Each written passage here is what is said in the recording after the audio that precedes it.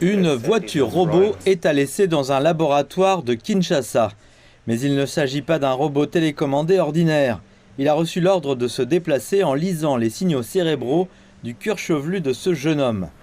Pierre Sédy est le cerveau de ce dispositif unique. Le casque transfère ces signaux cérébraux en temps réel à un ordinateur qui les traite en les filtrant. Lorsque le signal est filtré, il peut être classifié à l'aide de l'intelligence artificielle et plus précisément correspondre à l'apprentissage. Pierre Sédy est un ingénieur informaticien de 26 ans qui a étudié à l'université de Kinshasa. Il a été inspiré pour développer cet appareil après avoir regardé une série télévisée de science-fiction dans son enfance. Il s'agit d'un domaine de recherche connu sous le nom d'interface cerveau-ordinateur. Si ce type de projet est bien mis en œuvre, il peut même aider un petit enfant qui vit avec un handicap à contrôler un ordinateur et à apprendre à l'utiliser uniquement grâce aux signaux de son cerveau, sans avoir besoin de toucher une souris ou un clavier. Pierre Sédy et ses professeurs à l'université se sont battus pour trouver des fonds afin de développer ce prototype qu'ils prévoient d'utiliser pour aider les personnes handicapées.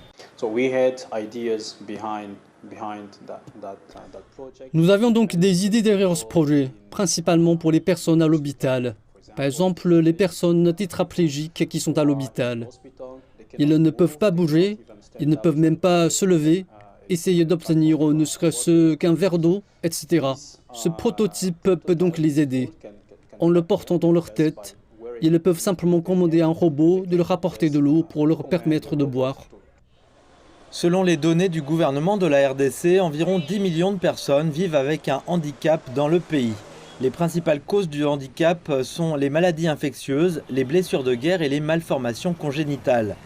Pierre Sédy est optimiste quant à la possibilité de les aider un jour avec son outil. Il a terminé ses études en janvier de cette année et a trouvé un emploi dans l'entreprise chinoise de télécommunications Huawei. Ce prototype développé par Pierre Sédy est le premier du genre en République démocratique du Congo. Une fois déployé, il aidera les personnes handicapées à effectuer des tâches en utilisant les signaux de leur cerveau et en fin de compte à acquérir un certain niveau d'indépendance.